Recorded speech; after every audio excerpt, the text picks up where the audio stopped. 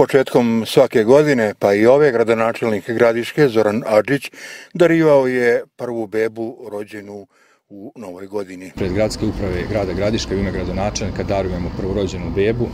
To je ovoga puta mala Adamović Andreja sa područja opštine Srbac. Naravno, čestitamo sretnim roditeljima njoj i želimo uspješno, zdravo i bezbrižno djetinjstvo. Gradska uprava grada Gradiška i ove godine tradicionalno već daruje prvorođenu bebu sa poklon čestitkom 1000 konvertibilnih maraka. Također za pronatalitetnu politiku izdvaja se oko 100.000 konvertibilnih maraka ukupno. Dakle, za čestitke odnosno rođenim bebama u toku godine to je 72.000 konvertibilnih maraka, 20.000 maraka se izdvaja za vantjelesnu oplodnju, 5.000 konvertibilnih maraka se izdvaja za rad udruženja roditelja sa 4 i više djece. Dakle, i ove godine u toku 2020. godine bit će izdvojena ta sredstva. Naravno da uvijek može više, naravno da uvijek može bolje, ali sigurno da će se gradska uprava truditi da iznađe dodatna sredstva za pronatalitetnu politiku, jer svi znamo značaj toga, značaj rađanja djece, jer to je garant opstanka našeg naroda, znači na području Gradiške, a samim tim i na području Republike Srpske.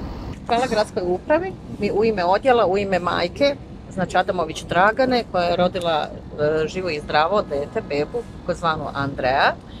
Rođeno je 1.1. u 11:50. Zahvaljujem se na svim darovima koje je dobila i ovih 1000 konvertibilnih maraka. Nastojim da ćemo i dalje surađivati svake godine zbog ovakve situacije i ovih spriječnih epidemioloških mera. Ja sam poslana u ime nje.